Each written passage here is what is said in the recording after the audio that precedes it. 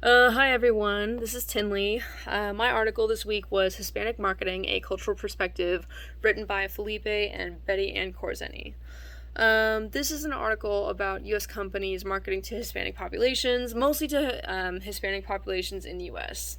There are a whole bunch of key points and interesting studies that I have listed here, and I will do my best to get through them.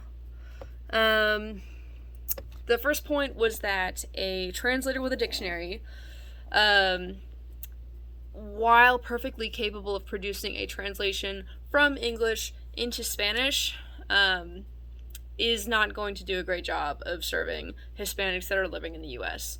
Um, Hispanic consumers have indicated that they prefer to read ads in English, even if English is a difficult language for them, over any Spanish translation that is overly technical or confusing.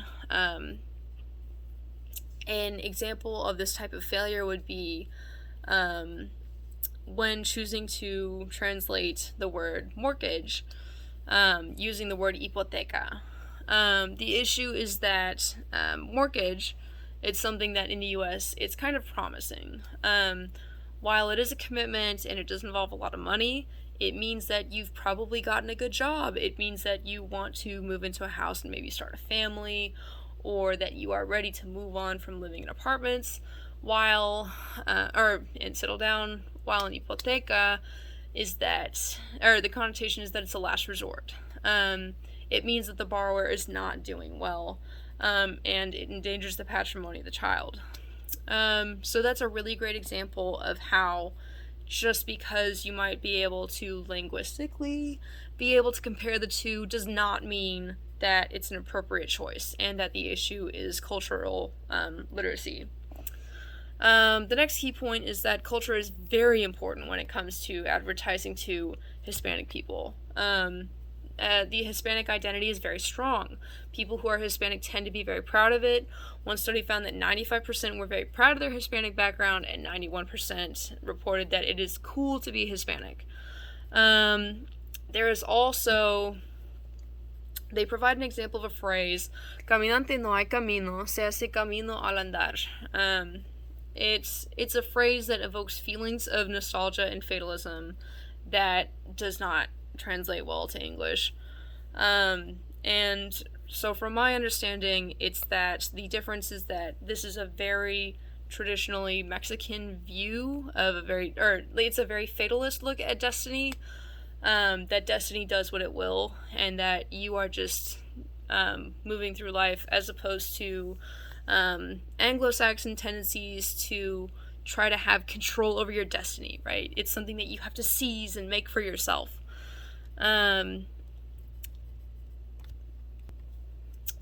But that's used as an example in the article, that's used as an example in the article of a phrase that, when speaking to a Hispanic consumer, that is something that will be very evocative. And that is something that would go beyond just being able to literally speak Spanish, but be able to connect with the consumer and show that you understand where they're coming from. So, if the problem is cultural literacy, then what do you do language-wise? Do you do Spanish? Do you advertise in English? While you can advertise in Spanish as long as it's culturally competent, it is found that combined Spanish and English materials are very useful for Hispanic people in the U.S. Hispanic households tend to be multi-generational with varying levels of Spanish and English use, from predominantly Spanish use to predominantly English use to a mix. And so even if the person who is watching or reading an ad only has a certain level of perhaps English or Spanish use, they have the rest of the family or they have the rest of their community to consult about the language that they're looking at. And they collaborate with each other because they really value each other's opinions. Another benefit, too, is that bilingual materials... I jumped a point. the use of bilingual materials for Spanish speakers in the U.S. or for Hispanic people in the U.S. is that it's useful because you can compare between the two sources and make the most sense out of what the advertisement is trying to give to you. But also, it's very useful because someone who predominantly speaks Spanish is interested in learning English because they live in the United States. It's practical to know English, plus it's where they live. Why would you not be interested? And then for people who predominantly speak English, if they are Hispanic, they are generally very proud of their Hispanic identity, and they want to have the opportunity to improve their Spanish because they care a lot about their culture. Another thing that's really important to consider that the article pointed out is that the environment in the U.S.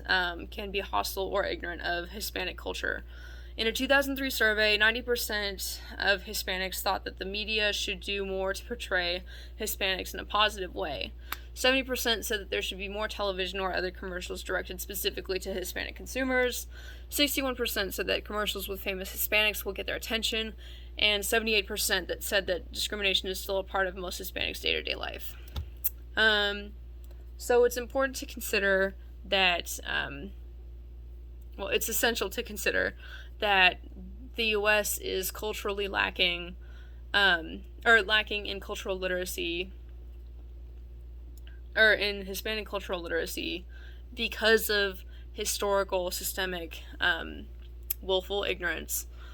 And that the conception that you could just translate from English into Spanish, it's a very ignorant perspective that you could just simply speak to an entire population with a very rich, deep culture just through using language.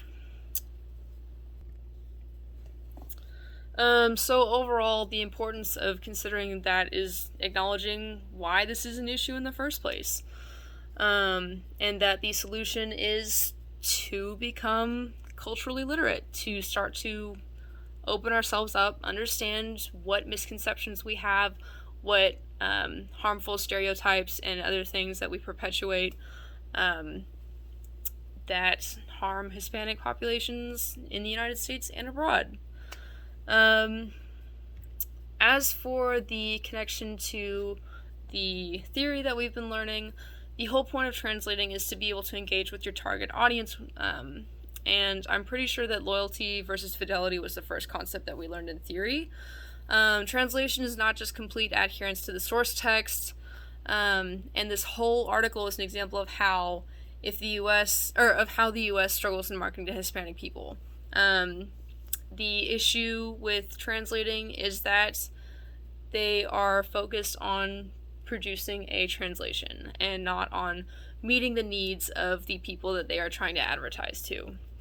And the article mentioned that there are millions of Hispanic people in the U.S. Something like, I forget what the figures were, but the article said that language is not just empty code. The significance is how language is used, and that my